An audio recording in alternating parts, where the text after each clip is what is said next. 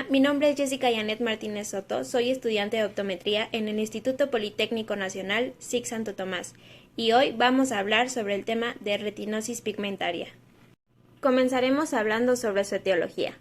La etiología de la retinosis pigmentaria propiamente depende de varios patrones de herencia y de anormalidades genéticas subyacentes. Su etiología aún no es clara, pero hemos revisado diferentes artículos donde se acepta la teoría, la cual indica la presencia de mutaciones, proteínas y enzimas específicas de la retina que causan una distrofia en los bastones mediante mecanismos de apoptosis.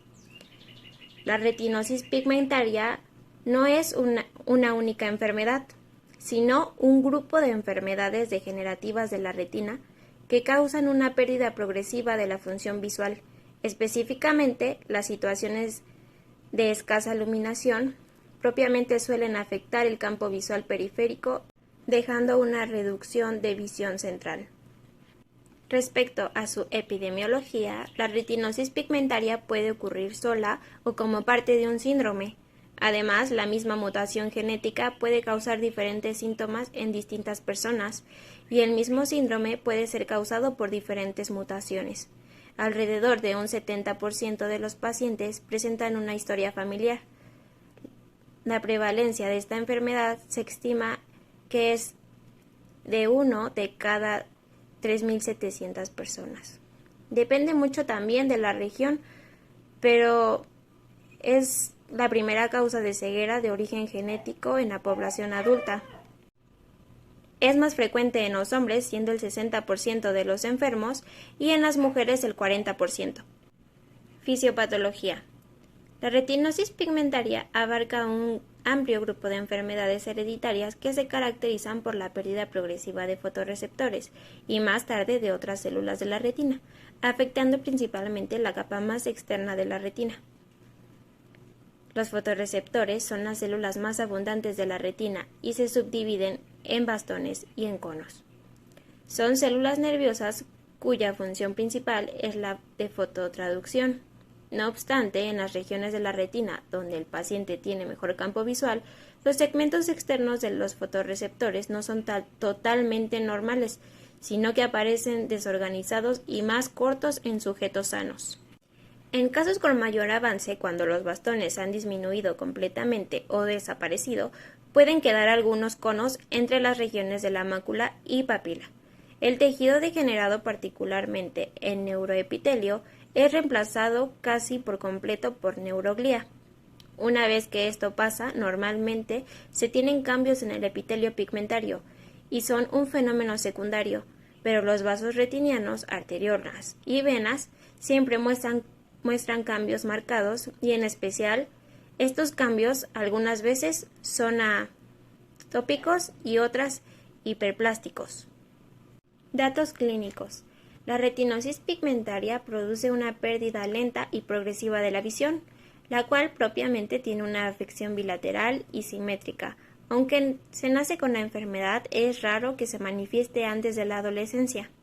Algunos de los principales datos clínicos que nos da esta patología son la ceguera nocturna, que se manifiesta como la adaptación deficiente de la oscuridad y lugares poco iluminados. También se tiene una reducción del campo visual de manera concéntrica y progresiva, lo que se conoce como visión de túnel. La visión central se conserva hasta el avance de la enfermedad y esto provoca que los pacientes choquen con objetos de alrededor o tienen dificultades para encontrarlos. También pueden ver deslumbramientos o fotopsias, que son pequeños destellos en la periferia de su campo que se dificultan a la visión específicamente en condiciones de excesiva luminosidad, así como también la alteración de la percepción de colores, aunque no de forma inespecífica, suelen afectar más el eje azul-amarillo. Diagnóstico. En el diagnóstico de la retinosis pigmentaria se establecieron diferentes criterios, en los cuales está la afectación bilateral, pérdida de la visión periférica, disfunción de los bastones y pérdida progresiva de la función de ambos fotorreceptores, o sea, de los conos y bastones. Los estudios en los cuales pueden detectarse son el estudio de fondo de ojo mediante la oftalmoscopía, Los cambios en el fondo de ojo se detectan en las fases avanzadas de la enfermedad y son los más frecuentes de aparición. El estudio del árbol vascular retinianos mediante la angiografía fluorescénica, esta permite estirar con detalle la presencia de atenuación vascular que aparece tempranamente, en la cual se podría observar el estrechamiento de las arteriolas hasta su completa desaparición. También se realiza el estudio de la retina mediante la tomografía de coherencia óptica, en la cual se puede evaluar de manera rápida e inocua las diferentes capas de la retina. También se puede diagnosticar mediante la evaluación oftalmológica funcional, y lo siguiente a valorar son la valoración pupilar, el test de visión cromática, el test de estereopsis, pruebas de función binocular y acomodación, exposición de la motilidad ocular, campo visual y computarizado, y las pruebas electrofisiológicas. Por último, vamos a hablar sobre su tratamiento. La elección del tipo de ayuda visual dependerá del grado de severidad de la retinosis pigmentaria, de la agudeza visual, de la afectación del campo visual y de las actividades que el paciente requiere realizar.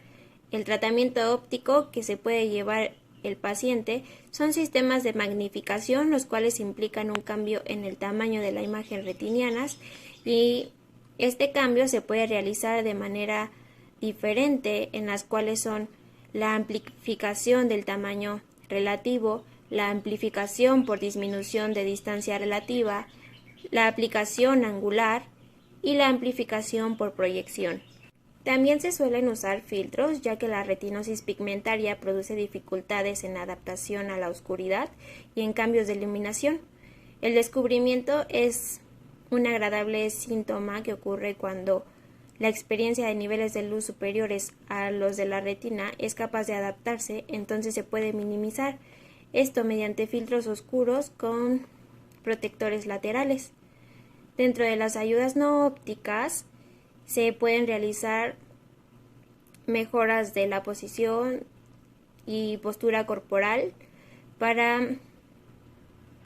Dentro de las ayudas no ópticas que se pueden realizar para mejorar está el mejorar la posición y postura corporal para proporcionar una distancia de trabajo cercana sin trabajar la musculatura de la columna vertebral. No importan los brazos, también se puede facilitar el control de iluminación, mejorar el contraste con rotuladores y lápices de punta blanda y ampliar el texto a través de macrotipos. Y bueno, con esto hemos concluido nuestro tema, espero les sea de utilidad y que sea de su agrado. Les dejo las fuentes bibliográficas que se utilizaron para consultar este tema y sin más por el momento, muchas gracias por su atención.